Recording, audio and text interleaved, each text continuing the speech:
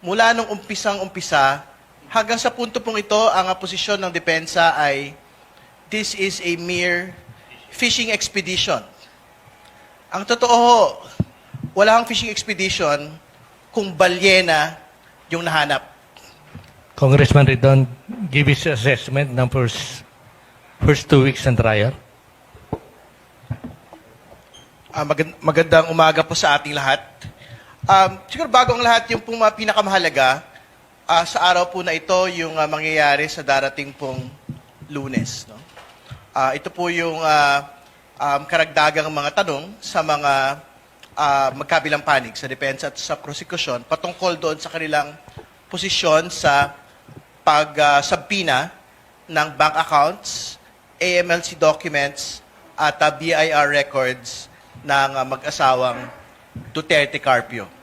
Pero very important po na maglinaw kasi mula nung umpisang-umpisa hanggang sa punto pong ito, ang posisyon ng depensa ay this is a mere fishing expedition. Ang totoo, wala kang fishing expedition kung balyena yung nahanap.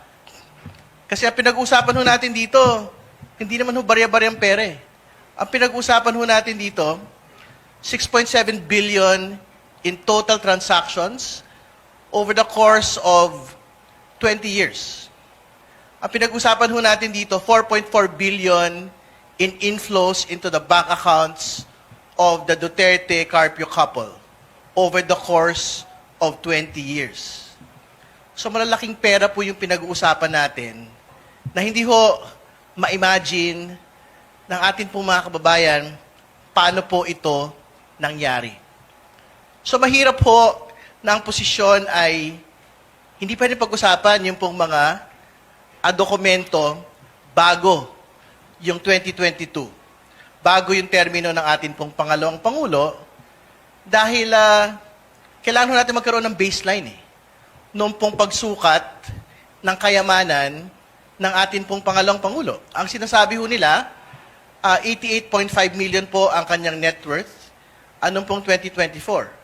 So mahalaga po na mabuo ho natin yung kabuang litrato mula po nung nag-umpisa siya bilang Vice Mayor sa Davao City, naging Mayor at naging Vice President.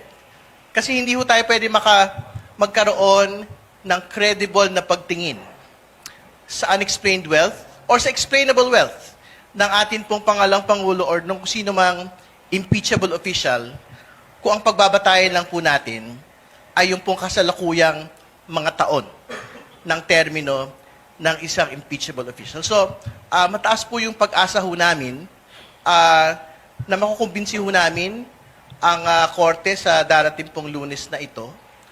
Doon po sa batayan kung bakit po kailangang isabpina ang lahat po ng mga dokumento. Buuin lang ho natin.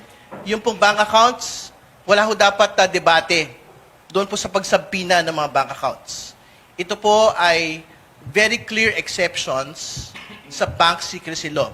Yung pong impeachment trial, impeachment proceedings, ay specific exception sa bank secrecy law. Ibig sabihin, pwede po itong buksan. Ibig sabihin, nakalagay po sa SALN ng ating pong pangalang Pangulo from 2019 to 2024, wala pong cash on hand, wala pong cash in bank. So in the event that the bank accounts are opened within the periods of 2019 to 2024 at meron pong pera, kahit piso, doon po sa mga bank accounts po na ito, malinaw po ito na pagsisinungaling sa kanya pong SALN, malinaw po ito na SALN violation, malinaw po ito na impeachable offense, betrayal of public trust, sapagkat ito po mismo yung itsura ng pong conviction ni Chief Justice Renato Corona noon pong 2012, kung saan marami pong mga detalye sa kanya pong SALN ay hindi po nailahad doon. Bank accounts pa lang po yun. Pero sa AMLC at sa BIR, kahit po yun ay pwede hong buksan ng atin pong Senate Impeachment Court. Ang pinagbabatayan po, halimbawa ng objection sa AMLC, meron daw po confidentiality dito po sa mga AMLC documents. Pero kailangan po natin maglinaw. Yung pinapakita ho nilang provision doon, meron kasunod hong provision doon ng information exchange doon po sa mga iba't ibang mga ahensya. So, hindi po totoo na meron pong absolute confidentiality ng AMLC documents. No? At ang pinagbabatayan naman ho natin dito, hindi po mere ordinary law. Ang pinagbabatayan po ng kapangyarihan to subpoena ng atin pong Senate Impeachment Court ay yung Constitution po mismo. Yung kanila pong kapangyarihan na magsubpoena ng mga dokumento at tao to get to the truth. At ating ko, hindi ho pwedeng sagkaan ito na kahit anuman pong mga confidentiality provisions ng mere ordinary legislation. Ganon din po yung position po namin on BIR documents. No? Ang sinasabi doon, hindi nyo pwedeng buksan yan kasi hindi naman to in aid of legislation. Hindi ba? Yan ang sinasabi nila. So, ibig sabihin, dahil this is an entirely different type of work of the legislature, hindi ho ito pwede buksan. But, alam po ninyo, hindi rin po yung totoo.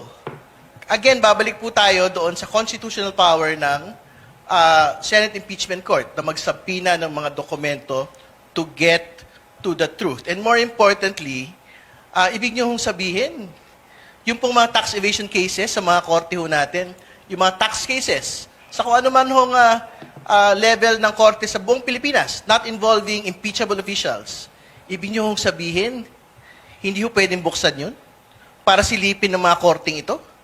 Ibig nyo sabihin, kailangan pa ho ng pirma ng Pangulo ng Pilipinas para ho buksan yung mga tax records nung pong mga iniimbestigahan ng mga taxpayers na nag-evade po ng mga taxes na hindi ho impeachable officials ang pinag-uusapan natin.